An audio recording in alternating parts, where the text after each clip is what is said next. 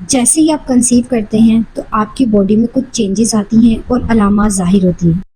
Pregnancy होने की वजह से बच्चेदानी की तरफ ब्लड का फ्लो बढ़ जाता है, जिससे आपको पेट के निचले हिस्से में भारीपन महसूस होता है, हल्का सा दर्द होता है, उठने बैठने चलने में आपको डिस्कम्फर्ट महसूस होता है। कुछ फीमेल्स में इम्प्लांटेशन ब्लीडिंग यानी माइल्ड स्पॉटिंग या ब्राउनिश डिस्चार्ज होता है।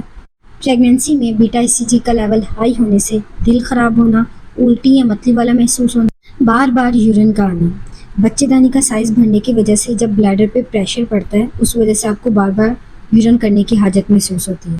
कुछ लोगों में यूरिन इन्फेक्शन होने की वजह से भी बार बार यूरिन आना या पेट के निचले हिस्से में दर्द रहना होता है। ऐसी कंडीशन में यूरिन का टेस्ट करके इन्फेक्शन को रूल आउट किया जाता है।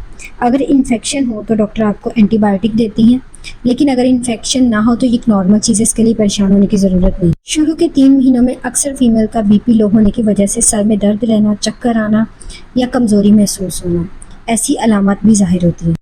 शुरू के 3 महीनों में ज़्यादा से ज़्यादा पानी का इस्तेमाल करें, अपनी नींद अच्छी लें, खुद को एक्टिव रखें, हेल्दी डाइट का इस्तेमाल करें, हर 3 से 4 घंटे के बाद कुछ ना कुछ खाती रहें।